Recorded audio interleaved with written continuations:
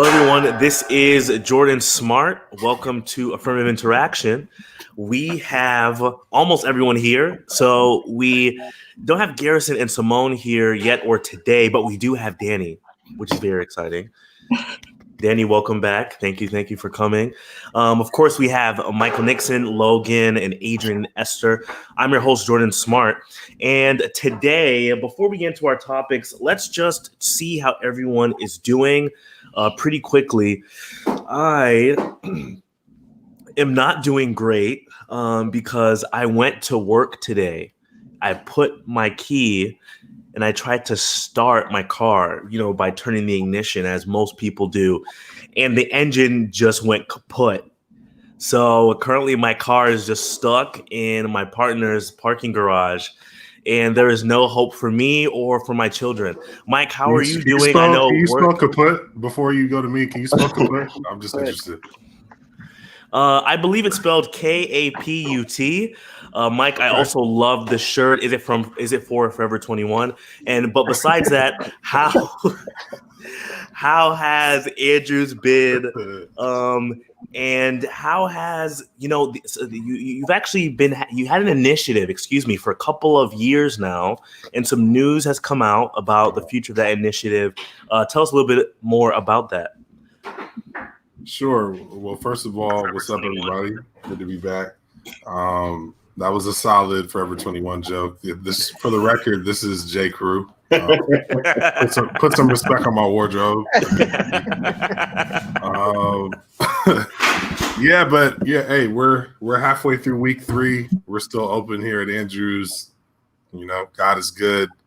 I mean, shout out to that and all the folks that are a part of our reopening team and the testing protocols and the masking, social distancing. It's been working well thus far, so we'll just kind of keep going with that for as long as we can. So in regards to Against the Wall, we just announced that we're discontinuing that. For those who don't know, it's a sort of an initiative or movement that I started along with my good friend Ty Gibson and some others. I missed that, Logan. Are you wearing the shirt? Is that what? Yeah, we got it. We got the shirt. Oh, my guy, appreciate that. Yeah. I still got mine too, by the way. I love wearing it. Yeah, it's gonna be a relic now, I guess. I still have a bunch left, so I can send one to everybody who wants one. Just hit me up, and we'll work out something for the shipping. But I just have a bunch of them that we never sold or anything. But there's a lot that went into it. I mean, I won't bore you with all the details. But we did release a statement which kind of chronicles some of the reasons why. It was sort of prompted really by just a realization from both of us that we weren't giving the kind of, I guess, energy and effort to it that it needed to continue to be sustained. And then there are some personal things, a multitude of personal things for both of us that have come up more recently that led to us just thinking that it just needed to be discontinued. And so it's a bit sad. There's a lot that went into it. I think there's a lot of potential. There are a lot of things that we were able to accomplish. A lot of stuff is still left undone. But it's really hard to sustain something in your spare time is really what I've learned, particularly when you get less and less of that. And you don't necessarily have a framework or the support to help sustain something. And so that's a lesson learned for sure. It's not the end of our advocacy on this issue or topic by any stretch of the imagination. That will continue. But someone else will have to spark some sort of a movement to hold the church accountable. I'll keep doing that on an individual basis. But I think in sparking it, we were really hopeful that the movement would lead to a sustainable structure, but we just weren't able to capture that, unfortunately. So, yeah, we did some good work. Ty's the homie. There's no scandal or anything. We're still really good friends. But it was just kind of time to say goodbye to that. So it's a little bit heartbreaking on some levels, but hey, we had to do what we had to do. So so shout out to everyone who supported it and who participated in it and promoted, whether it was sharing an article or contributing, whatever the case may be. We really appreciated that, and it helped it get to the point that it got ultimately. So yeah. Thank you so much. Danny, we're so glad again that you're back with us. I personally was about to send out an Amber Alert because I have not seen you in so long. But tell us, what have you been up to these past few weeks? A lot of work. Work totally picked up. My caseload has grown immensely. For people who don't know, I'm a case manager with human trafficking survivors, and I specifically work with youth in DJS. So I've been doing like assessments. A lot of teens are bored right now or avoiding going back to school online and are somehow ending up in detention. And I am somehow doing assessments with all of them. So, but it's great. I love my job. It's just been really a lot, and 9 to 5 doesn't exist right now for me. So it's cool to finally have gotten off of work early enough to join the podcast. You also haven't seen me because I deleted my Facebook. So that is gone, and I'm better for it, as would most of us be if Facebook did not exist. So yeah. Amen. Social Network is also a pretty solid movie. Love David Fincher. Adrian and Esther, greetings from on high. I actually got to meet up with these guys, which was very exciting. We walked from the Washington Monument to Bippinbop, and my legs are still tired. How have you guys spent this holiday weekend? What have you been up to? Please tell us how you've been doing. Same old, bro. Honestly, can't complain. Work. Yeah, it's been good. I'm very tired. It's like you exert a lot of energy through screens that you don't think about. Mm-hmm. But yeah, it's been good. The long weekend was good. We celebrated my dad's birthday. It was good. He's 63, I think. Yeah, no, big. I don't have any other updates. I mean, honestly, your dad could pass for 40. Like, I'm so surprised that he's literally 62. That's kind of wild. Yeah, I was honestly surprised when she told me their age also, because like they're both very healthy for both of them. So I mean, just praise for both of them, because we want them to live forever. So definitely. So Logan, I understand that you also have just been chilling in California, existing, and I'm actually excited to hear some sort of self-deprecating remarks. I'm just gonna give you the floor right now. Oh, true. Well, California's on fire right now, so it's like really hazy outside. It looks like it's probably like right before sunset, and it's been dark all day. I might drop a pic in the comments later, but it's been typically I don't turn my lights on in the daytime because I have good natural light, and I couldn't find things this morning. It was so dark in my bedroom. I way overslept because it was just really weird. Ash was covering my car when I went out there this morning, using my car to just go get coffee because that's my current life right now. But yeah, so it's kind of weird. I mean, I'm okay. My mom is all worried, but there are a lot of people that aren't okay in California right now. One of the major fires started this weekend because, or they just found out because of a gender reveal party where there was like they pyrotechnics, and they did it in a place that like literally. So, these trends are kind of pointless when we're bringing up this conversation. But yeah, but I would like to interject and give a shout out to Michael Nixon and Ty Gibson, because we talked about Against the Wall, but that was the Lord's work. I mean, they brought the gospel to campuses. I was able to attend the one at Andrews University and the one at Southern as well. And, just for Michael and Ty being, Michael being the VP of Diversity and Inclusion and Ty Gibson being a big name in these conversations, to basically put their emails on the line for essentially racists all over the Adventist church, just to email them and tell them how stupid everything they're doing is and how actually reverse racist everything is. I mean, Michael shared with us some of the things that people have said to him and Ty, Ty preaches on these topics.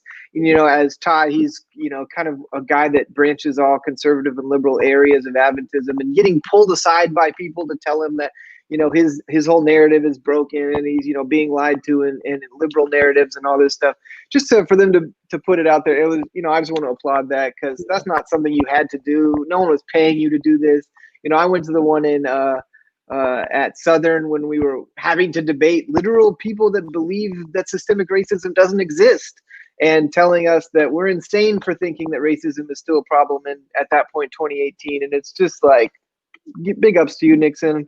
I applaud you and Ty, if you ever listen to this, just guys that I look highly up to for them putting their experiences on the line like that, and using their voices in that way. So I appreciate that, bro. Thanks for saying that. I really do. Can I also say real quick, Jordan? I want to shout out my parents. They actually celebrated their 35th wedding anniversary yesterday.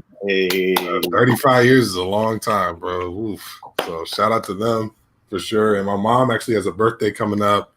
If I said how old she's turning, I'd get excommunicated. But she definitely does not look her age. She looks like she's not a day over 40. So I love you, Mom. I know you're watching. Shout out to you as well.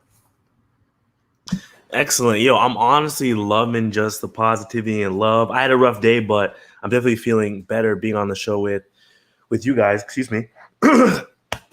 Okay, so if you are watching with us, please let us know where you're watching from. I'm also happy to announce that Jose Bourget is also really blowing up the comment section and calling me out by name. And if you keep it up, I will be visiting you. My guy said the founders of racism don't believe in racism. That's crazy. That was a golden comment. Yeah. So yeah, please let us know where you're watching, and please don't forget to follow our podcast on Apple Podcasts.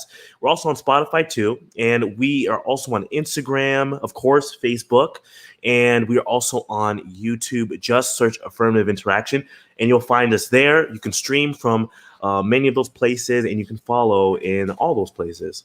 So, unfortunately, another person has become a victim of police brutality. And this one really hit home for me personally, and for Adrian, of course, because we are both from Rochester, New York.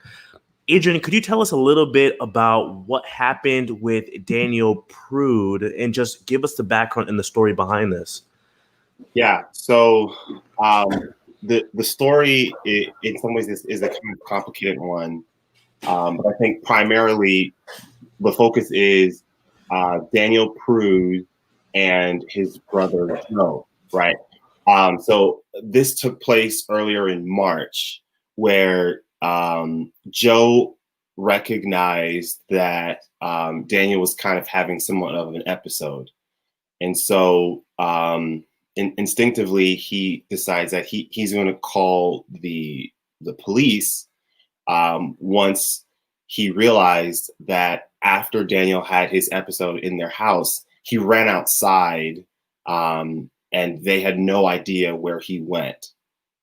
And so the cop comes over, and while the cop is there asking Joe, the older brother, asking him questions about where his brother might have gone, which way did he go, etc., they get a call over the radio that the cop and Joe hear. And Joe says, "That's my brother." He can tell by the description that it's a young black man who's claiming to be sick. And there is some blood on his shirt. He's not really speaking clearly. And Joe immediately knew that was Daniel. And I'm assuming that there have probably been other instances. What we learned was that Joe actually brought Daniel to the hospital earlier because of some concerns for his mental health. And the story gets kind of odd as things kind of play out. So what we learn is, for context, this is in the middle of the pandemic. So this is March, where it's like at its peak, right? We're like, we're not touching anyone. We're not going near anyone. Everything is closed down. So a couple of days, no, later that day, the cop comes back to Joe's house to let him know that his brother is in the hospital. Now, Joe just probably thought, based off of what the New York Times said, he thought it was just like, hey, his brother's out in the cold. He wasn't wearing all of his clothes, so maybe he got sick, like hypothermia, something like that. But he can't go and visit his brother, right? Because of COVID. And it wasn't until a week later that the doctor comes in and tells him that, hey, you can come visit your brother. But the doctor also mentions that you can take Daniel off life support. Now, that was something that kind of struck Joe as terribly confusing, because he is trying to figure out what exactly took place from now to previously, when he was told by the officer that his brother was in the hospital. And so there's a lot of legal battles happening where Joe works with his lawyers, and he has his lawyers work with him to file a preservation letter to the city of Rochester to essentially hold on to every document paper that you have for his brother, because they want to get all the information that they can. The second thing that they do is they request that the police officers turn over the body camera for what happened when they got Daniel Prude and brought him to the hospital. Officers don't hear, they don't hear back from the officers at all. Officers don't get back to them. And they just kind of assume that this is still in the middle of kind of that heightened pandemic moment where things are kind of crazy.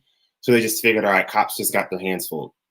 But time goes on and they never hear from the officers, not until a couple of weeks later, where officers come out and basically say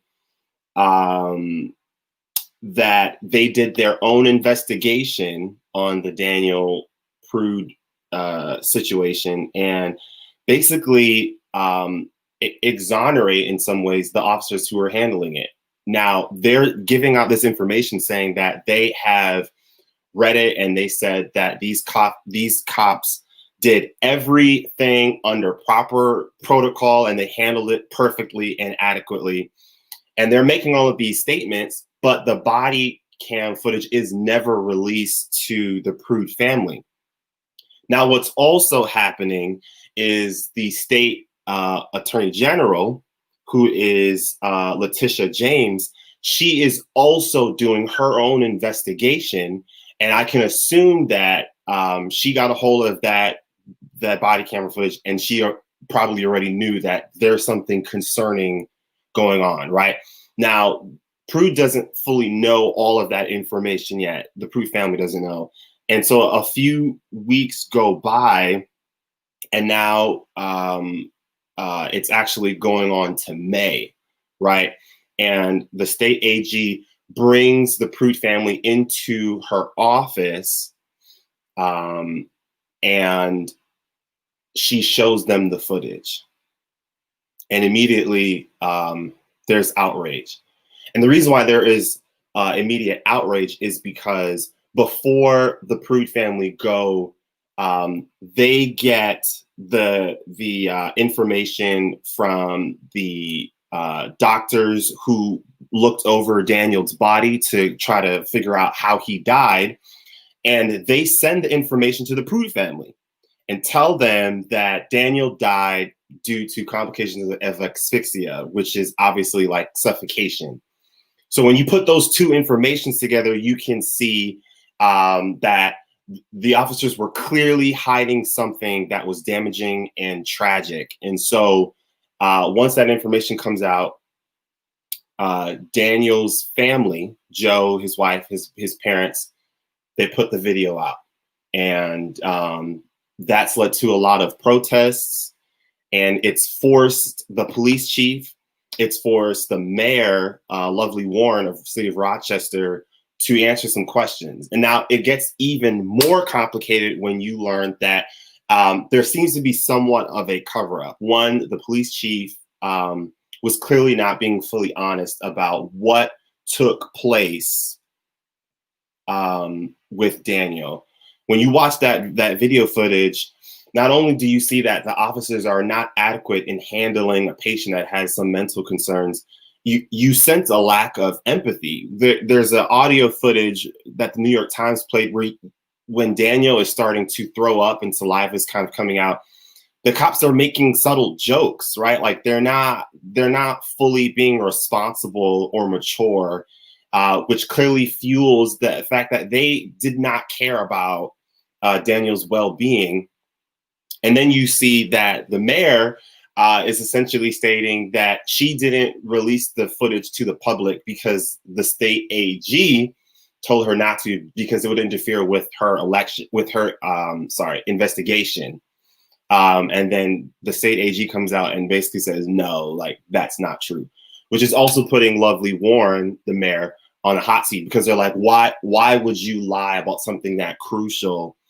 And obviously many people are concluding that she made the decision to lie about releasing the footage due to political capital.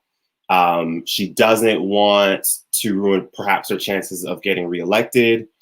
As you can see, my sister, Jasmine, she's been at some of the protests. She's been promoting it a lot on social media. And essentially, she says local leaders are also asking her to resign because they met with her and the police chief over a year ago to discuss police reform, and they were dismissed. She could have avoided this. She doesn't care. And so there is a clear distrust towards Mayor Lovely Warren, primarily because she is a Black woman and she grew up in Rochester. She grew up in the hood. Like she's with these people. She knows what it's like. She knows the history of what's happened with Black people, primarily in Rochester, that typically have a large white police force.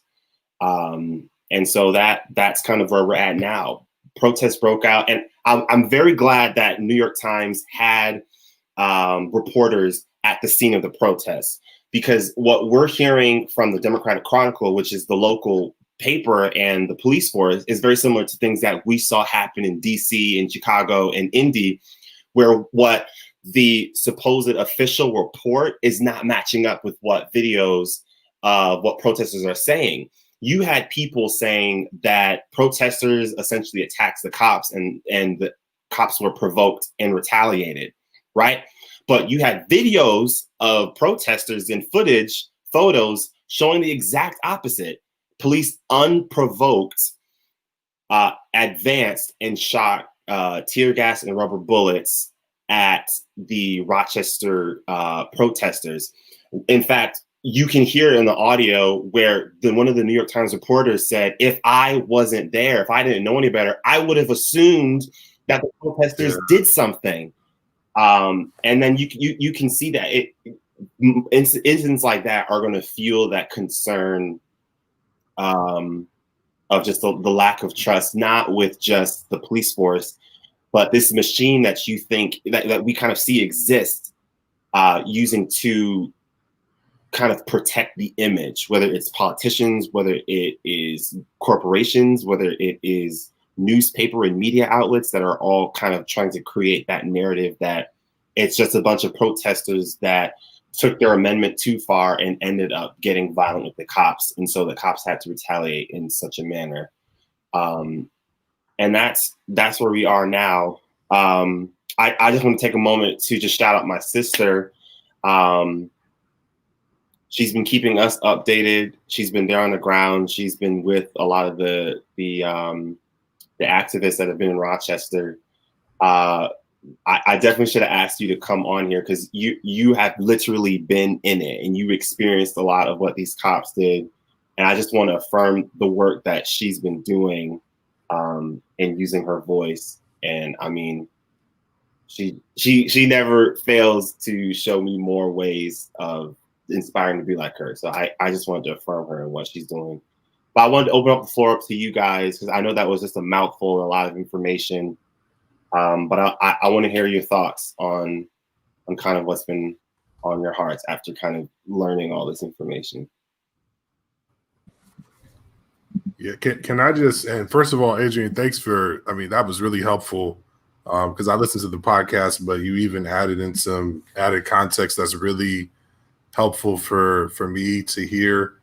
And I don't want to like shift the conversation, but you know, it would maybe be helpful, at least for me, from my perspective, maybe for you. And I know you and Jordan having, you know, grown up in Rochester and that kind of a thing. And these conversations, I'm sure, having been around for a bit, like, could you guys just give us maybe some context around, because in all these different, you know, communities, there's like a Daniel Prude incident, right? And now everybody's watching, and there's the conversation around the incident, but oftentimes that's just more of like the tip of the spear of a long history of things that have been happening within a community that, you know, folks who've lived there have kind of seen and experienced on different levels, and it just never maybe rose to the surface. Yeah. So can you guys maybe talk a little bit about just maybe sort of your insight and perspective into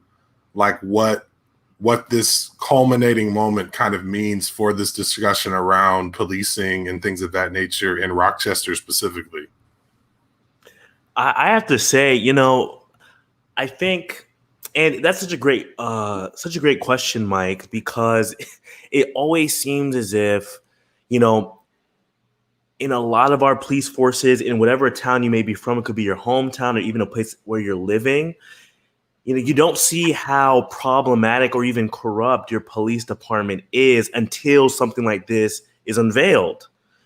And thinking about it, I know growing up, I've had interactions with police that I didn't appreciate when I was younger at all. I was definitely profiled when I was maybe like 12, 13 years old. Yeah. And my friends had interactions with police numerous times. And, you know, I always feel like there was a disconnect because growing up, my church, Jefferson Avenue, we would have police chiefs, you know, come into our church. I remember one time we had a discussion on what we should do if a shooter came into the church, what were the safety protocols. But there was always a disconnect between the police we would see in church and then how we would see police act on our local television or interact with our family or community at church. And this just shows that so many police departments have quite a rotten underbelly. And when it shows, it really shows. And that is why I feel like the system of policing just across the country, we need to seriously look at it and seriously consider if overhauling it from the ground up is what we need to do, because it seems as if no police department is exempt from some sort of incredibly disgusting abuse of force or sheer lack of compassion. And I would probably add, one of the things that you start to notice as you get older in Rochester is that it resembles, in terms of like a racial divide, a lot of different cities. So you have places like Rochester, like the city of Rochester, on the west side, or even like the east side of it, that are predominantly Black and Hispanic. And then you've got like the suburbs area that is predominantly white, very rural. And you can see that clear economic change, whether it's the housing looks very different, the schooling looks extremely different. But one of the striking things, like what Jordan alluded to, that I can just try to continue on with is the police force that you tend to see in Western New York in general, Rochester, Syracuse, Buffalo. That police force has no, in any way, emotional or historical connection to like the actual city. Right, you have a lot of white officers coming from those suburban rural areas, going into the city part of Rochester, and we have seen some of the problems that arrive from that. There's my sister. So glad you could make it. Are you muted? I can't tell if you're muted. No, I'm not muted. Yeah. And I think that that's part of the concern that even Jordan is talking about is these cops that they're sending into the city. They don't know us. So like they have no incentive to care about our well-being. But one of the things that it also exposes is like is often like a clear divide of like the red versus blue parts in Rochester, right? And those cops are coming from these red parts of our city, enforcing the law in these predominantly Black and Hispanic neighborhoods. And like we have to realize that like before these people are cops or how they prioritize their identity, they're typically white, Republican, conservative, race deniers before they consider themselves a police officer. And they bring these problematic racist views into their policing, and you see it play out. And I think that that's also part of the problem that we're having, perhaps not just in Rochester, but just in policing in general. We are naive into thinking that this cop is going to somehow, this badge on a police officer is going to somehow change their moral compass when it comes to the topic of race, because it won't. Or it does, but negatively. But negatively, yes. So I will say, and thank you for sharing that, Adrian, I will say that if you ever believe that affirmative interaction is not full of surprises, we have now proven you wrong. We are glad to have Jasmine on the show with us. And we thought it was important for Jasmine to be on the show because, again, me and Adrian are quite proud. She is our family. She's my cousin. She's Adrian's sister. She's also an incredible educator at her local school. But Jasmine is also, I would say, an activist. These past few days and over the weekend, she has been out on the streets, on the ground, protesting for Black and brown lives. And Jasmine, can you just tell us a little bit about your experience down there? I mean, give us what it was like to be there on the ground in the midst of what was going on.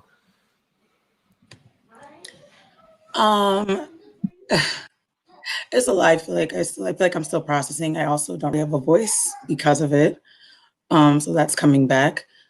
But I feel like I'm still trying to understand why we were met with the force we were met. I think that's like everyone's biggest concern is that the police, it felt like, it's at least when the height of the moments, like the height of all of it, it kind of just felt like they were just having target practice.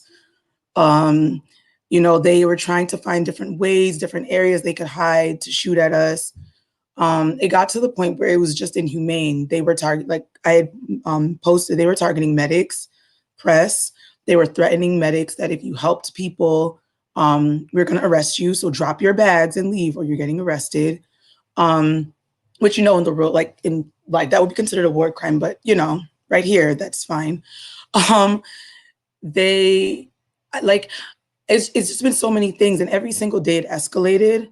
Every day our protests have been deemed unlawful, except for one day, when the mayor decided to, and which we all feel is performative. She brought the elders out, more elders, because I'm like, we also didn't agree with that because there were elders that have already been with us from the start. But they started this whole thing with elders coming out, and that was the only day that the police didn't shoot at us. And yesterday as well. But from the start of the protest up until Sunday, that was the first day. And yesterday, they did not shoot at us, but they've just started again to say that our protests are unlawful. It's just, so we feel that it's going to start to escalate again. We know that we are anticipating that at some point by the end of the week or this weekend, they're going to be using force, especially with the police chief stepping down and the whole all of the commanding officers stepping down. We're pretty sure that they're not going to be using as much restraint. I feel like the police chief may have stopped some things for the sake of his reputation but now he kind of doesn't have to worry about that anymore. So we're just kind of worried about what's happening. But I think the biggest issue is just the lies that have been told about the protests. And I think that's what everyone is just the most angry about. We really feel gaslighted. Like they were tweeting last night, like the police department's official Twitter, they keep doing this. They'll tweet, the protesters have rocks. The protesters are shooting bottles. The protesters are shooting fireworks. They're saying things like that. And it's like, we're not doing anything. Like it'll be in the middle of us chanting or in the middle of like someone is speaking. We have poetry, like we'll have people singing, like we actually have performances. Then it's also informative. We're telling people like how to register. They have people there to register people to vote. So like, don't be embarrassed. We know that it might be close to election time, but if you haven't registered, we have people here to register you. They have like counselors. Even that's what I'm saying, like just trying to process all my thoughts. Even just that, they're trying to accuse us of not being organized. That's also not true. We have our medics, we have the, and you can identify by color, you have the organizers, we have counseling staff, therapists on site to help people process what they're seeing and what they're experiencing in the moment. They also have a colored tape for kids. So anyone who's 19 and younger, if you see them with that colored tape by themselves, you keep them with you because police are targeting young kids as well, trying to arrest them. And we're trying to make sure that we're protecting, Black and brown bodies, but especially our kids so that they're not getting records before they're even adults. So, there's been a lot of that going on. Our allies have literally been amazing. I have so much body armor now to protect myself, and everything except for like 2 pieces was given to me by allies. They have made sure that no Black or brown person has been arrested alone. They make sure that even if they're trying to target Black and brown people, that they they literally just like form a barrier around those people so that the police can't arrest them. And one of them it's like family. And I think the police are actually scared because they weren't expecting the community to come together this way. I've made over 10 friends now, and I can call them friends because what we've experienced in the last 5 days, I haven't experienced with some people I've known my whole life. Like I've had friends who literally were looking out to make sure like I didn't get really hurt. We had a friend who did. She got shot in the eye. We are still like trying to go to the doctor. So we're still trying to wait some updates on that to see what's going on. But yeah, like a lot of people have been hurt. They have been illegally using the materials that are given to them to try for crowd control. Like the pepper bullets supposed to be shot at the ground. They're shooting it directly at us. The tear gas canisters, they were legit throwing those at people. They were throwing fireworks at us. They shot fireworks into the crowd. It's just been kind of like a war zone every night. That's just kind of what it sounds like and what it looks like.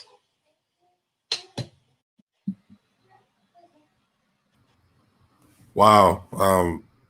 First of all, thank you for just that context. Thank you for sort of impromptu. I know we kind of put you on the spot and we're just like, hey, come through. But that was just powerful just to hear it from someone who's there, because these are the kinds of stories and perspectives that I don't think are centered enough in these moments. And so also thank you for just the work you're doing on the ground floor in a really just complex and crazy and uncertain time.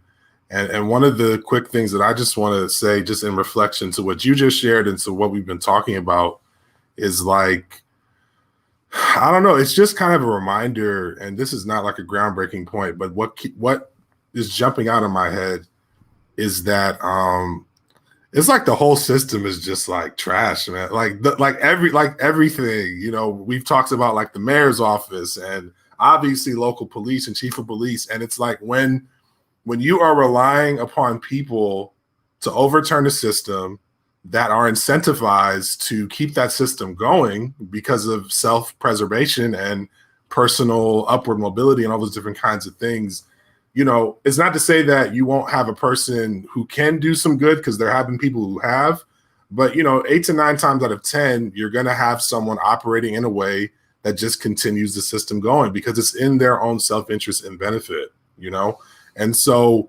when we have conversations about like abolishing the police and things of that nature, and people look at that as so radical, I think that radical issues demand radical change because, again, it's just like the way that it's set up and this whole idea that local government and police, departments and things of that nature that are so invested with each other and working together to believe that they can police themselves and,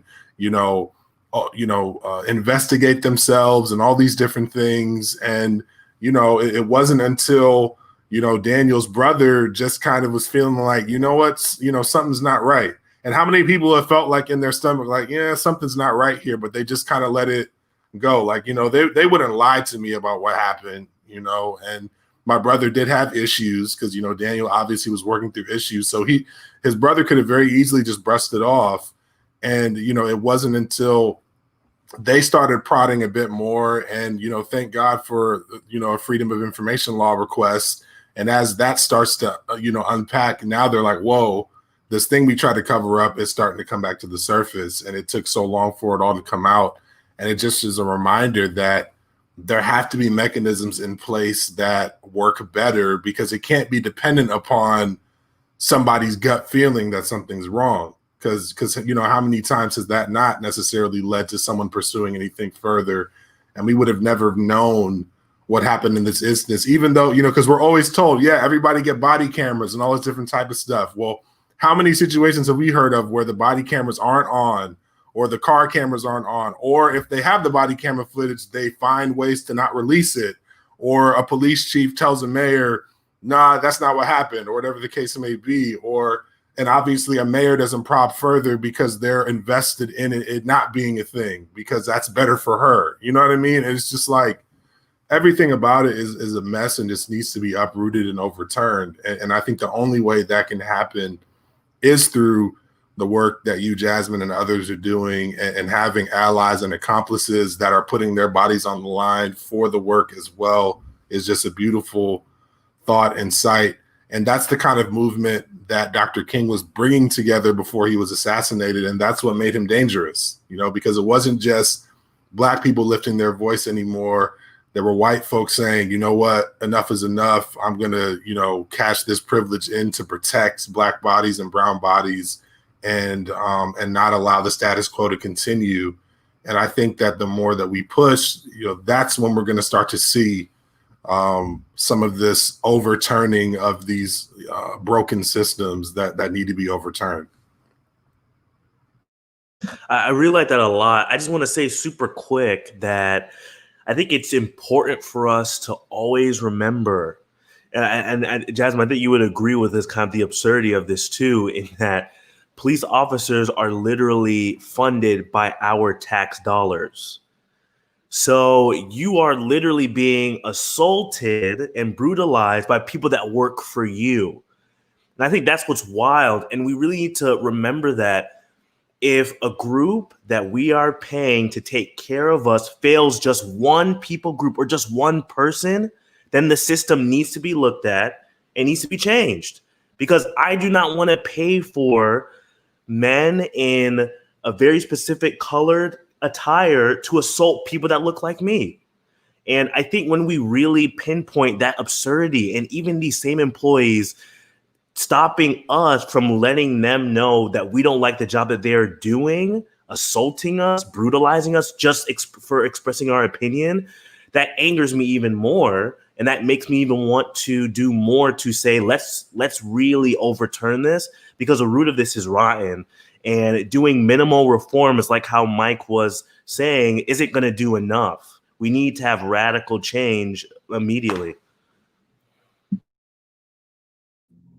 I think also what is coming out is it's seeing what's happening in Rochester. It's really just dispelling all of the historical myths that when Black people came to the North, everything was fine, that, this kind of stuff wouldn't happen. People, like earlier, Mike made a joke earlier today about like Canada and Rochester because of how north it is.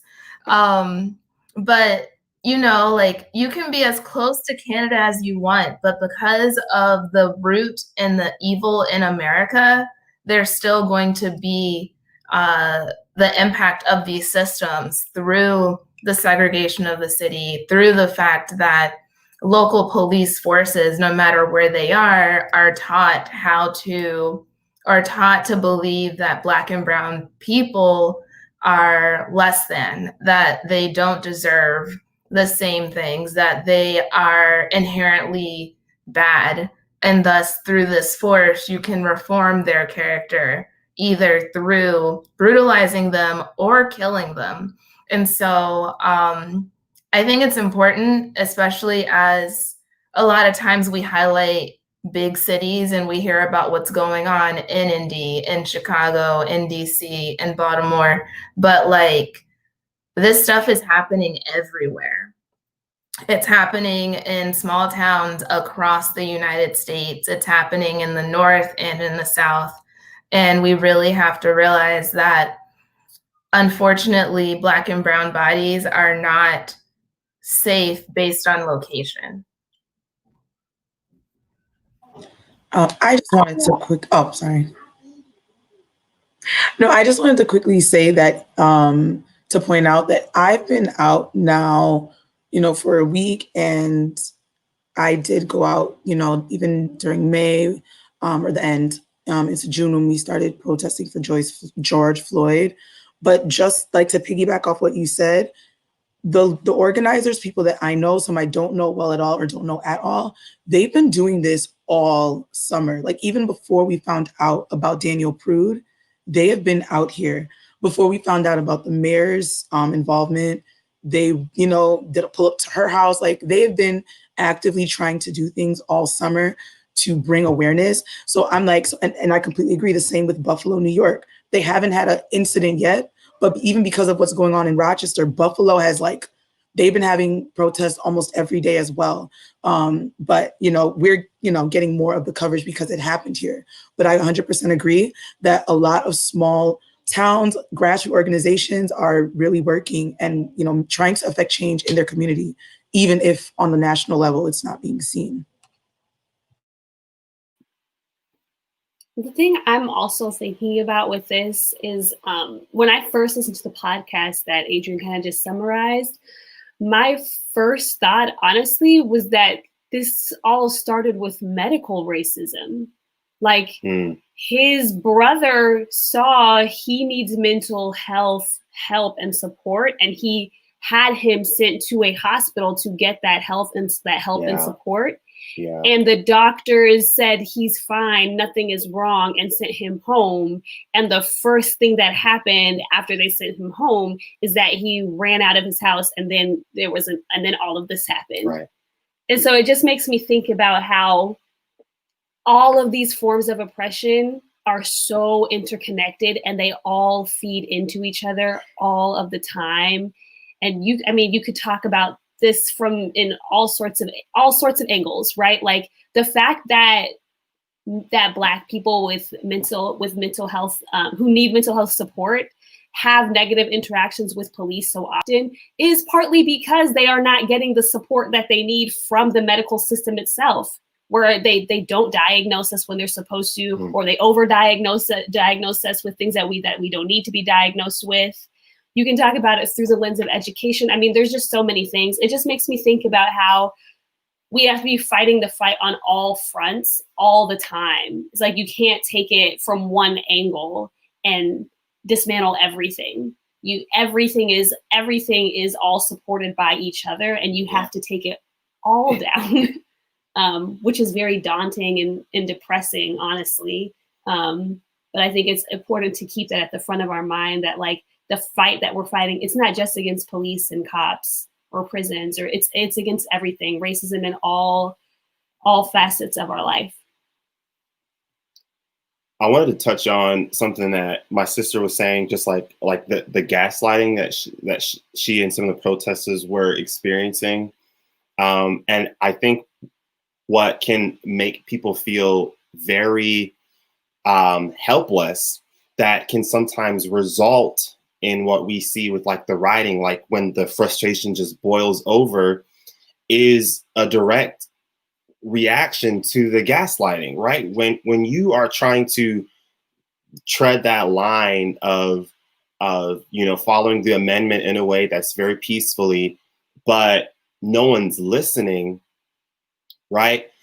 That can feel very frustrating.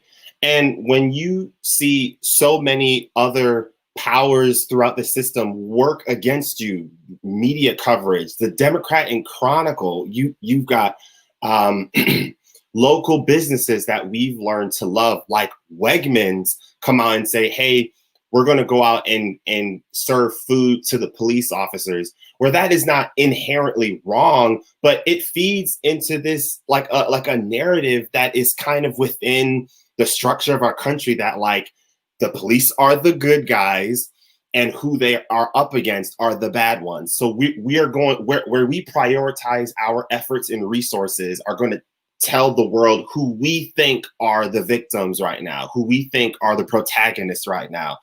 And I think that is part of the frustration is cops are always given a benefit of the doubt of righteousness that is never given to regular citizens, right?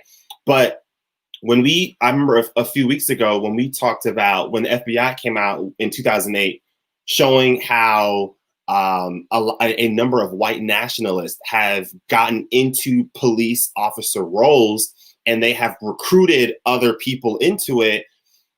We don't talk about how problematic and how dangerous that can be for so many people in the country. And Michael Barbaro in his daily podcast, he did one about a cop in Detroit, and he's a Black guy, and he talked about how he learned that so many of his white cop friends were in these racist white supremacist Facebook groups where they're sharing problematic memes. They're just bouncing back racist ideas, just like releasing all of that racist ideology that they're learning to just consume, bounce back off of each other over and over. And then they take that, bring it to the police force and how they interact with people of color. And when you, as a person of color or an ally, come to the realization of all that is so problematic about the police force, and then you see so many people, politicians, media, local companies back them while then label you as villains, like it is the most frustrating experience that you can have. And in no way am I going to say like, yeah, like let's all go and riot. But it is extremely harmful to once again look at the riot itself and not focus on what pushed decent people to act out of character. And that I think has been one of the most heartbreaking things that we've seen the conversation shift. It's no longer about police reform, and it's no longer about abolishing or defunding the police. You got people, Fox News, even CNN, they spend so much of their time talking about how is race going to affect Biden? How is it going to affect Trump? Are the riots going to hurt Biden's chances of getting reelected? Biden then had to change his rhetoric and go full on with the law and order thing, just like Trump did. And it's like we are not talking about what these protesters are asking for. And when you keep seeing these things happen over and over again, you're like, yo, bump this. I'm gonna go out there and break some stuff. Like you're tired of people always pivoting the conversation. And I think that has been the most exhausting thing, because it's like, this is what makes people not trust politicians when you're like, yo, how long have we been talking about this? And then, we talked about the mayor. I'm trying to bring up my notes, but she talked about later on, she talked about like doing things like doubling the availability of mental health professionals, or she removed the family crisis intervention team from the police department and brought it into the youth and recreation services, right? And on surface, when I first listened to the podcast, I'm like, all right, look at that. Like, that's a good change. But then when I thought about it, it's like, yo, why do we keep needing a tragedy to make these incremental changes that are not going to really solve the overarching problem? And once I kind of snapped out of it, it was just like, bro, like this is bogus. This doesn't do anything in the retrospect of the overwhelming form of a structural problem that is just burdening so many people. And I think that it just leaves people so frustrated and turned off, because it's like y'all never want to have the conversation that we want to have. I think the other thing that we need to think about too with reform is I think that the press and all of us have a bad habit of, once a reform is pushed through or passed, we sometimes stop paying attention to it and the aftermath of it. And sometimes those reforms that sound positive on the surface or sound like they are going to solve problems actually end up resulting in different forms of the same problem. Yeah. That same podcast today had an episode on Breonna Taylor, and I won't get into all of it. Everybody should go listen to it. There's a part 1 and tomorrow is the part 2, but essentially detailing how a reform that was made because the police department was getting criticism for a practice they were using where they were pulling over people in parts of town that had a lot of crime and then using those interactions to search their cars. And it was this whole thing where they were trying to prevent violent crime through pulling people over in certain areas. They were like, oh, it's not working. Black people are being targeted because of that practice. So they switched to a different form of policing. And that new practice that they adopted is essentially what led to the raid on Breonna Taylor's house. So I think, and everybody go listen to hear how all of that played out, because it's insane.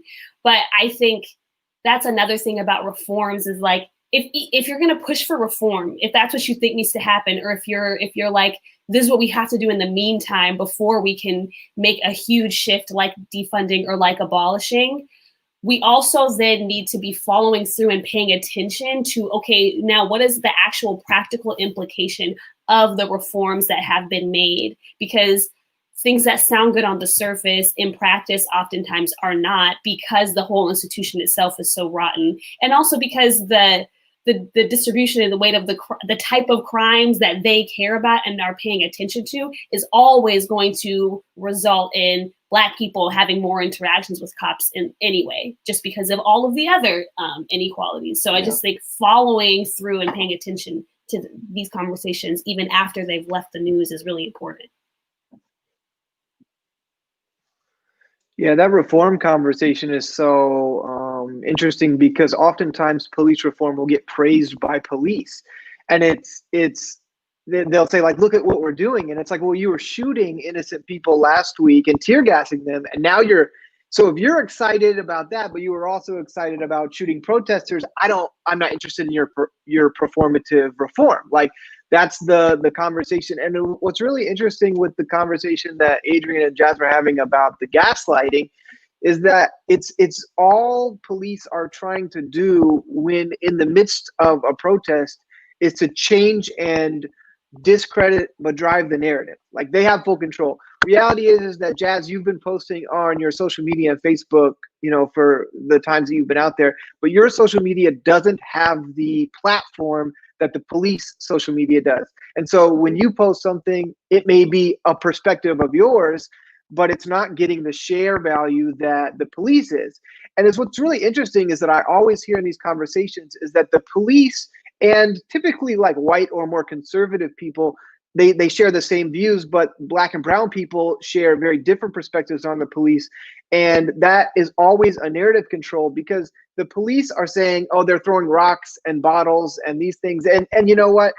There could be a scenario where one person, but when you talk to the people on the ground, they're saying, no, we're doing poetry, we're singing, like we're protesting in a peaceful and like beautiful way. But you're hearing one group that doesn't have the social media power, and the other group that does is gaslighting and lying. And they're, when are the police going to come out and say like, yeah, maybe police, there's a situation that happened that they're mad about, but they're like, yeah, but the people that came out, they clearly wanted better changes in our community. That's why they were doing poetry. That's why they were singing. Like, I've never heard police social media praise protests, say protests were successful, that the protests were bringing, positivity. And, it's always this narrative control, resisting arrest is a justification of murder. Criminal record is a justification of resisting arrest and then murder.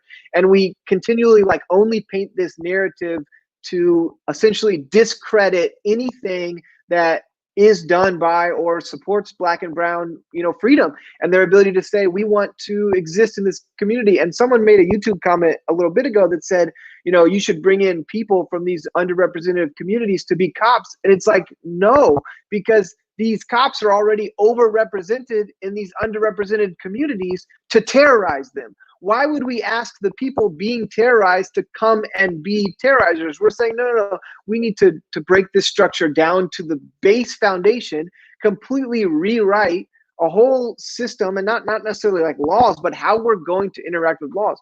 Because one thing that I've seen with these mental health situations in our country is that people with mental health issues are being killed, murdered by cops, because cops are not trained to deal with people with mental health issues. And that's just a police issue. That's not, it doesn't matter what you do. If you have a mental health issue and you're being confronted by police, there should never be a time that someone's called and said, my family member is struggling with mental health. I mean, I get it aside from someone shooting, but that's not ever the case. It's people that are existing. They're not following orders because they don't have the physical wherewithal at that moment to follow the orders. And we're like, well, our best, what we're trained to do is shoot you. I mean, that's really what this, we'll detain you and suffocate you until you're, not resisting anymore, which just ends in death. And that's this continued trend, is that cops aren't trained for this. They don't have, all they know how to do is gaslight and kill. Those are their two. And yeah, maybe sometimes it fits in the middle and these terrible things don't happen, but that's the continued story that always comes every single time. And it's when are we going to realize that reform done by police isn't going to actually solve a problem, because it's the same people that want to destroy the lives of these people? I think one thing that is that I think just, I don't know, it surprises me every time, is that cops will often agree with the point that they do too much and that they're spread too thin and that they handle too many things. I've repeatedly heard in interviews and conversations, police saying, yep, we agree. We're relied on too much and we have too many things on our load that we are responsible for. We're called on for every type of emergency. We agree. We're not really equipped for everything. We shouldn't be we should not be the go-to for every type of emergency.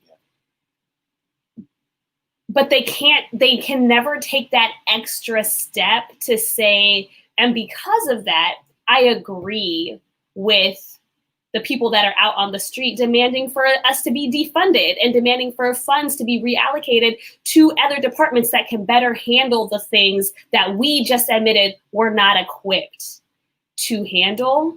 And I just always, I understand maybe that the us versus them rhetoric that is being used, maybe that is making it difficult to get through that barrier of oh, actually, some of the things that you're suggesting would actually make my life easier. But I just think that, I guess I'm just wondering, what is it going to take to get over that and to get to a point where you're yes, I agree, and also will advocate for the changes that you want, that I also want, so that we can actually make this happen. Because yes, people are angry at cops. That is 100% a lot of the conversation and fueling the protesters. But the things that they're suggesting are often not detrimental to police departments. Yeah. It's really not detrimental to defund if we're also saying, and now you won't be responsible for all of these things. So I guess I'm also just confused. So you agree. So what is your proposed solution to the problem that we both agree is happening? Yeah. And I would want to just piggyback off of what Logan said about this, the performative act that we sometimes see from politicians, but we also see that from cops, right? I remember John Oliver, he kind of blew my mind when he made this point with the incident that happened in Kenosha, where, you know, the white kid goes out there and he shoots some of the protesters.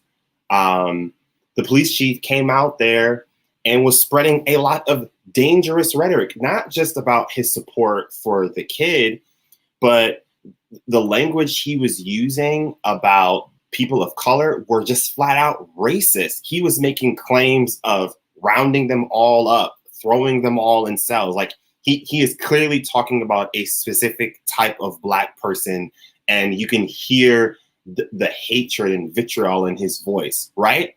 But John Oliver then went on to show a picture of that same police chief kneeling with protesters a couple of months ago in June.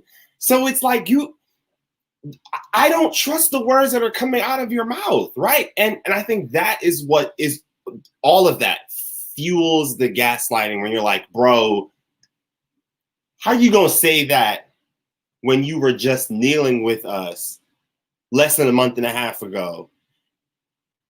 I think this is what also just like, it all feels like an act to just like calm us down, so to speak, right? And once we've been calmed down, we'll go back to the status quo, because this is just like a temporary moment of rage. And once that's gone, we'll just keep going on with the way that life has been going. And I truly don't, I don't think a lot of white Americans understand the toll that this pandemic has played in some ways amplifying the frustration we experience about systemic racism. The way we are indoors, not just that, but like that it's disproportionately affecting people of color. And then you see that people are getting killed in the middle of a pandemic that is also disproportionately affecting people of color. And then you see cops do stuff like that. It's like, it is a very exhausting experience to have to go through. And then you are constantly being told to hold a certain moral standard while your country is doing the exact opposite toward you. And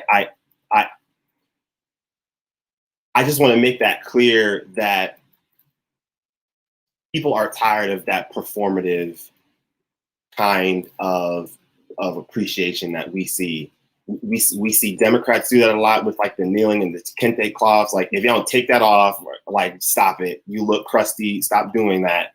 You see it from like the "we hear you, we support you," that rhetoric that we hear from Democrats and liberals all the time. But even now, after that moment of that like performative, you see a lot of these white moderates and white Democrats kind of slowly pivot back, where they're like, all right, you guys might have gone too far. And like that law and order niche is just always so attractive to them. And when you see that pivot, you see it with that cop in Kenosha, Wisconsin, and you see it with a lot of politicians and even with ordinary white folk. It feels like we are constantly having to push them out of their comfort zone to care about the cause over and over again. So I just wanted to say something about the performative acts. So one thing that happened to us specifically, like I said, Wednesday night, Thursday, Friday, Saturday, all turned crazy because of our interaction with the police. Sunday, so Sunday, as I said, was the only day that they didn't start to shoot at us and things like that. But they also tweeted out, "The protesters have arrived at the public safety building. Let's work together." And we were like, work together? You want to tweet this after 4 days of shooting us? Now you guys want to say, let's work together. But then the very next day, they started started lying again about what we were doing there and then calling it unlawful. So it's just like how Esther was saying, like the confusion, like we're also very confused. To the point, like, protesters, like, okay, what type of protest is lawful? What is unlawful? We ourselves as protesters don't know. What are you guys going to consider okay? What is not okay? Because we haven't changed anything about how we've been protesting. It's just the only thing that's changed is probably the size or the number of people but what we're doing has not changed. So we're very confused. Yeah, and it's interesting that that report came out this week where it was like 93% of protests were nonviolent that we've seen across the country, or more than 93%. But what's funny is when you actually look at people that are on the ground, yeah, so let's be very clear that they're talking about structural damage at their protest in that 7%. But when we're talking about physical damage to human bodies, that's coming from the cops. I've witnessed it. Jazz has witnessed it. Chadi's witnessed it. Esther's witnessed it. Like, people on the ground that are watching interactions. Because look, we're not dumb enough to attack police at a protest, because we're here because they're using their power to kill people. Like, protesters aren't attacking cops. Like, that's not a thing, because that's literally just asking for more. But I went to a protest in Oakland when they had put on the curfew that night. I think it was for 6 or 7 p.m. And the protest went till like 30 minutes before. And a group of high school students stayed out, and the high school kids got tear gassed. We're talking the kids that planned. It was literally there was nothing like even. It wasn't anything. It was actually almost parade like performative. It was like, and they're tear gassing cops, and they're talking about these are violent protests, and it's like, no, the violence is only coming at the hands of the cops. And so when we start to talk about some now I'm not saying only, I'm sure that there's situations, not to see here, but what I've seen and what people are seeing is that the violence against actual people, people going to the hospital, people needing treatment, people needing medics, that's coming from police. That's not coming from protesters every single time. And it's funny because the only thing that cops know is to be violent. And in that whole situation, they're using that violence towards us to say that protesters are the ones being violent, so we shouldn't support Black Lives Matter. And it's just such a backwards, twisted logic, but it's so wild that the only harm to bodies is coming at the hands of cops.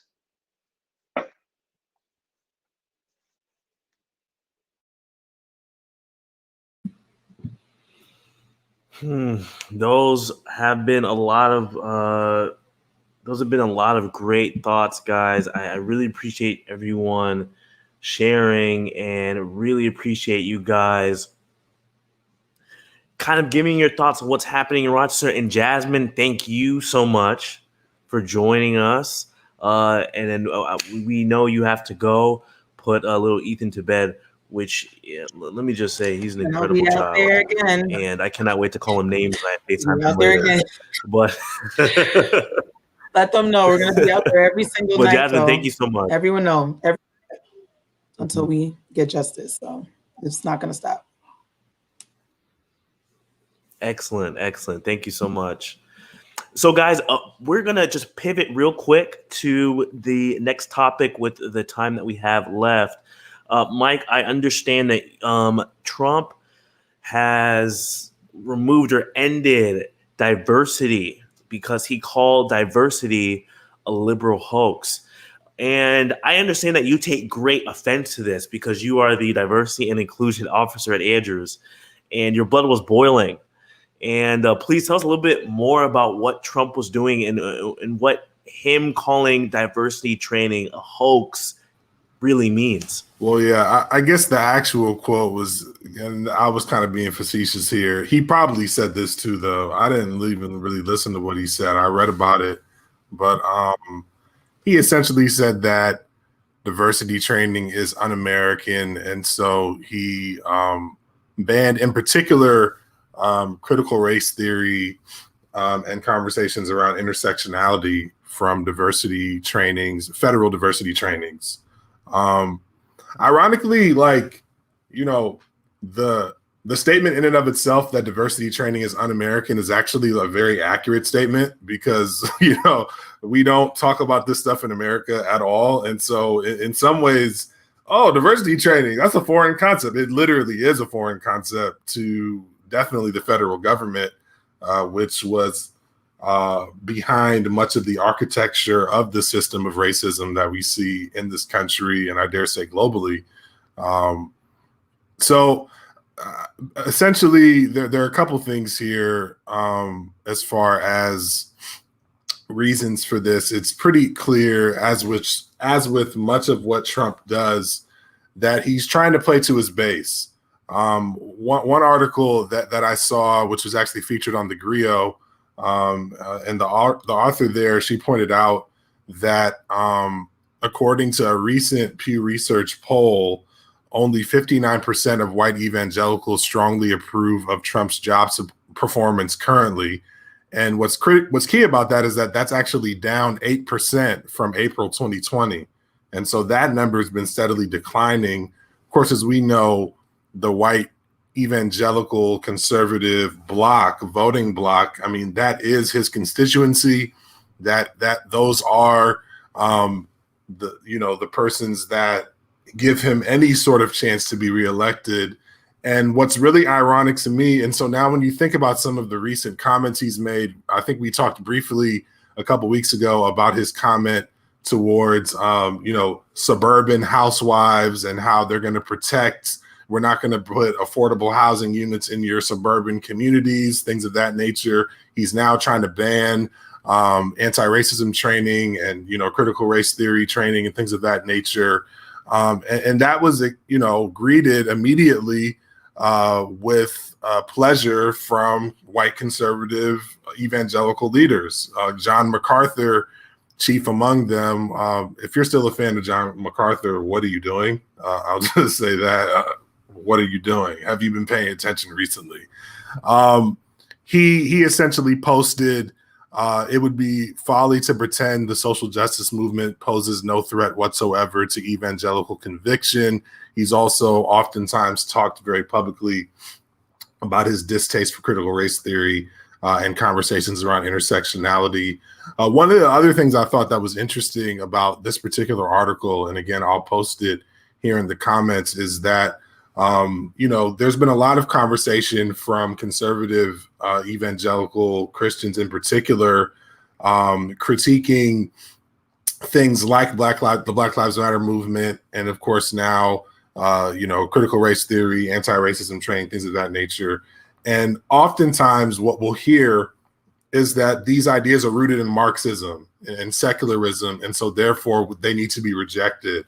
But one of the things that was pointed out in this article was that the idea of intersectionality in particular was actually originally developed by a Black evangelical Christian woman by the name of Maria Stewart back in 1831, where she was writing and speaking publicly about ending racism and sexism. So she was talking about how, as a Black woman, those two identities work to subjugate her to even more oppression. And it wasn't until, 17 years later that your boy Karl Marx even picked up a pen. And so these ideas are actually rooted in the Black Christian tradition of course, and it reminded me, my mentor, Christina Cleveland, she was wearing a shirt the other day that Black women did it first. And it's another reminder of that whatever it is you're thinking about or talking about, Black women did it first. And so I think obviously people like John MacArthur are learning that a Black evangelical Christian woman is actually the architect of ideas like intersectionality wouldn't make him like it anymore. He just have to be more overt with his racism, because this whole thing about Marxism and stuff is just a cover for the racism that's embedded in white conservative evangelical Christianity.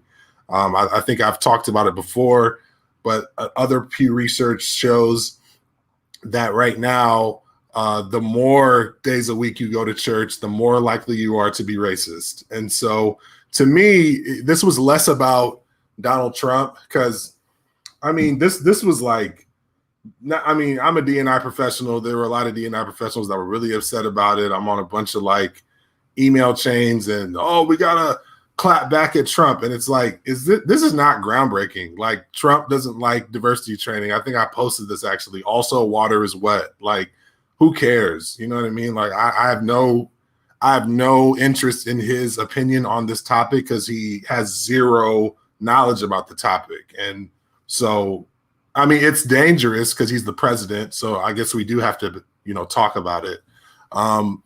But at the end of the day, I think what we need to be more concerned about is why he's doing it. And it speaks to the fact that he knows that in particular, evangelical conservative Christians will be more likely to vote for him because of the fact that he is trying to ensure that professionals in the federal government aren't better trained to be more inclusive, to be anti-racist, to believe in equity, which I don't know that there's ever been a more critical time as far as it being in the public discourses right now. And of course, as is typical with Donald Trump, we can count on him to do the exact opposite thing that's necessary at any given moment on any given issue. And this is just another example of that. And so I'd love to hear you all's thoughts on diversity and it being a liberal hoax.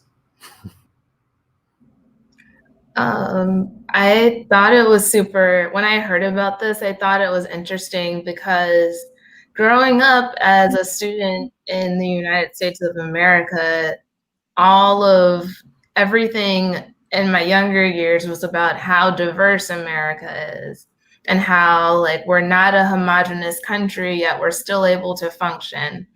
And so for so long, at least like in my lifetime, diversity was praised as an American value. You know, the Statue of Liberty, of people coming to America and like becoming part of this great dream from all over the world, you know? And so it's very interesting that now this concept of diversity is no longer American, which at its core it is, but that's not what America's narrative has been for so long. So I think what we're seeing is this shift in what America is portraying itself as. We're seeing now like what we knew America was versus what the world saw America as. And then now there's no hiding it anymore. You know, when you have a head of state that is willing to say, we don't need to know about diversity, essentially, or we don't care about diversity, it shows which of the American people the head of state cares about. Because I mean, majority of America, majority of his base is not reflective of the rest of the country. And so, yeah, like the president doesn't care about diversity. Cool. We knew that, but now he made sure everyone else knew that too. I also I remember, I don't know what training this was. I think when I joined TFA or City Year, I've done so many education nonprofits and all their training is the same. But one of the things that they would bring up in our DEI sessions, diversity, equity, and inclusion, was this idea of diversity is neutral. It's not like this glowing positive thing, and it's not a negative thing. It's just a neutral thing that can happen and exist in spaces, but it doesn't always necessarily make those spaces inherently better. And I was thinking about that and how this idea of diversity being this glowing, amazing, positive thing, that is actually an idea that people of color, like, we're not out here toting that idea. That sort of language started coming out during the fight for integration in the North, when the North was trying to say, yeah, like, we're not like those segregated Southern states down there. We're up here, we're better, we're integrated, we're diverse. Everybody up here is together and happy all the time. Obviously, this was all false, but it was this idea. And I mean, especially when you talk about like the fight to integrate schools in the North were putting out ads like, look at us, all of these people who are, you know, from different places, different colors, different languages together. We're better than them. Meanwhile, they were very segregated. But this idea that diversity came, like this idea of diversity and fighting for diversity came from us is false. Any fight for integration was not based on the virtue of diversity. It was based on, well, this is the only way that things can be fair for us. Like, if things were actually separate but equal, literally, I don't know if we would have seen that same push for integration. That push came because we were like, okay, well, we can't be by ourselves and also be treated the same. So we have to fight to be included in your spaces, not because we want to be included and because we believe that diversity is this thing that we need to attain and achieve. We just want to have the resources that we know we could have access to if we are in proximity to whiteness.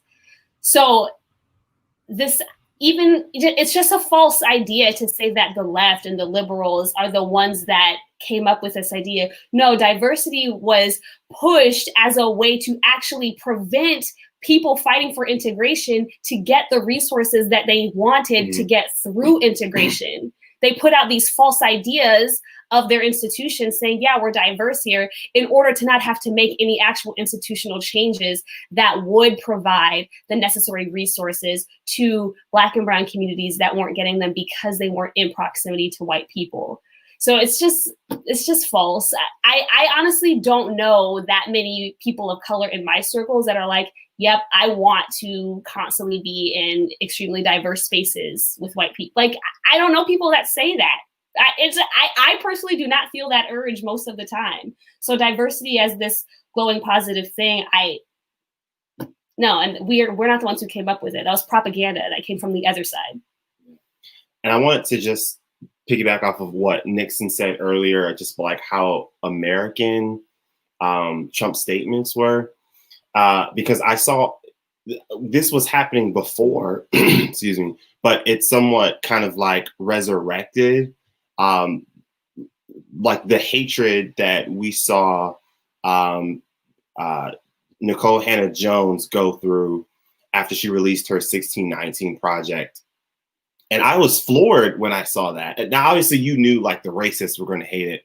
But even the moderates, I was confused because as I'm listening to it, I'm like, the way she is outlining this history makes chronological and historical sense, right? She's not stating opinions. She's bringing documented cases, facts, numbers, data, research. And I think it shows how any infringement on the perceived perfection that we've been taught America has is going to be met with so much vitriol.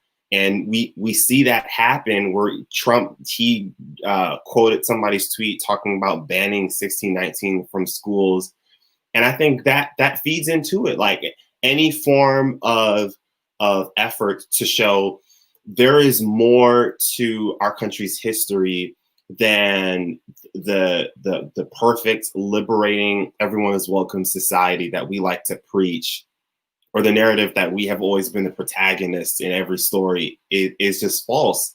And you see that hatred come out when efforts like the 1619 project come out. And it shows how truly un-American things like that are, because the America we're used to living in is one where our country is not flawed.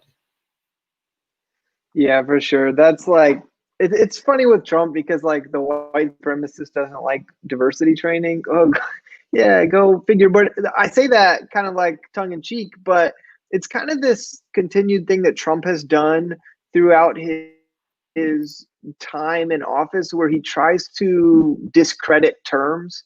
And now, you hear it if you ever see a conservative, a Trump supporter on Facebook or something being called a racist. They're like, oh yeah, I'm a racist now, because it's like, no, I called you a racist because what you said was racist. But we've discredited all these words to where it's like, you can't call someone racist. Now you have to try to use some other way. And I've seen it a lot, because I'm from in Missouri, where we had the race protests back in 2015, and we hired a diversity inclusion president out of that, VP.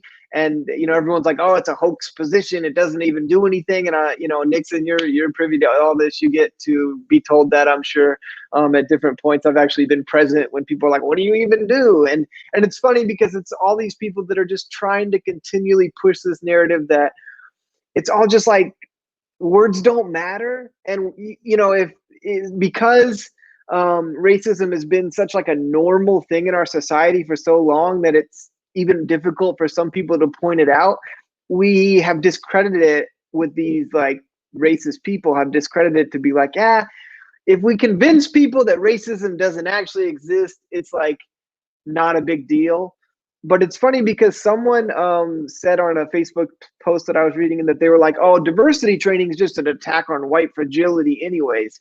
And I was like, yeah, white man. It is an attack on what you're literally showing us is your white fragility that's so like steeped in this idea that the only norm in society is the American culture. And it's just like, look, it's a lie. It's like an all boys school having girls start to come to the school and they're like, nothing changes.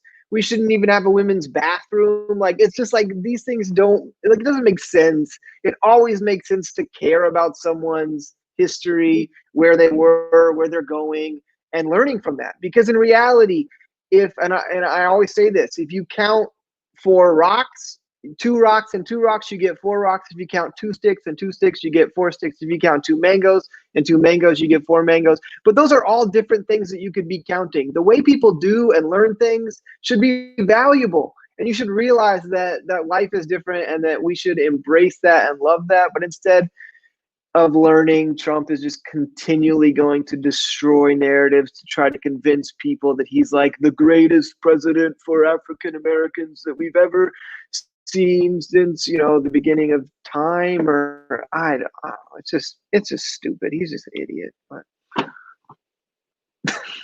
I like Esther's face. Well, thank you everyone for sharing. Before we close today, we're going to once again do our PMI, which of course stands for Piqued My Interest. That is where we share a movie, film, book, TV show, song, even a time where you had an interesting thought when you stubbed your toe that piqued your interest this week. Esther, we're going to start with you. If you could share with us. Yeah, my PMI, it's a book by Shane Bauer called American Prison.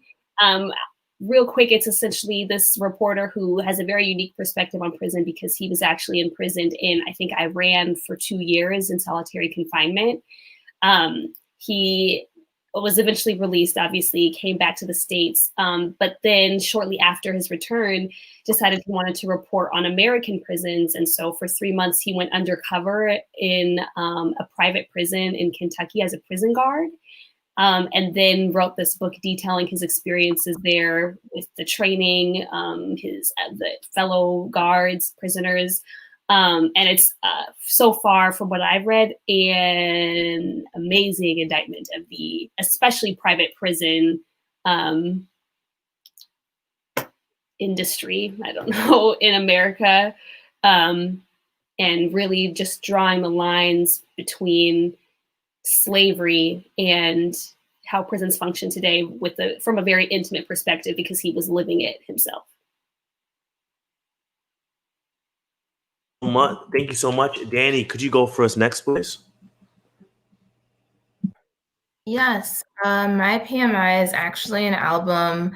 It is called Hymns of Spirit by a group called Beautiful Chorus, for amazing women who create music that remind us all that there's spaces of peace within ourselves and that peace is always accessible.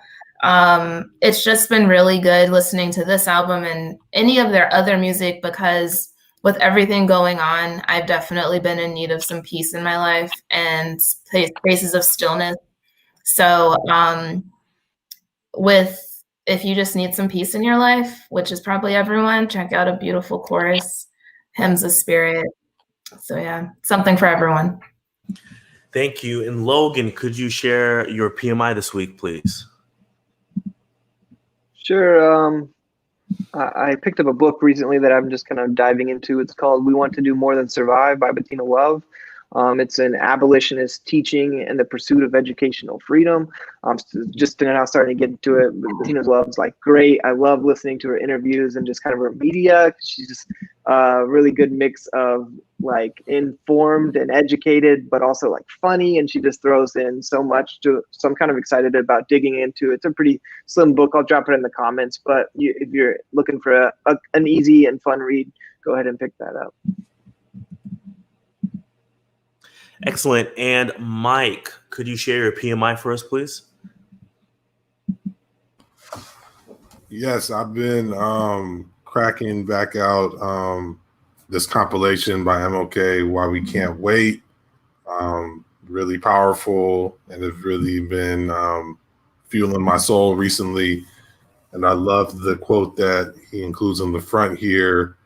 Freedom is never voluntarily given by the oppressor. It must be demanded by the oppressed. And so thank you. that's my And PMI for Adrian, this week. could you share your PMI, please?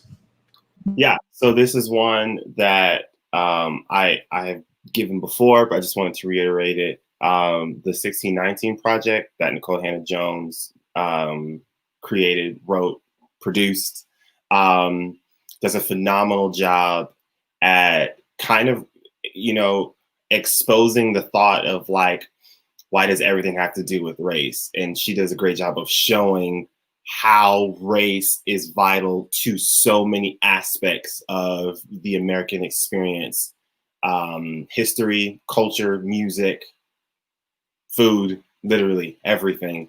And I think it's fitting for the rhetoric we're kind of seeing coming from our president right now. And so if you're interested in expanding on your understanding of the connection that race has to so many aspects of American life, this would be the podcast for you to listen to.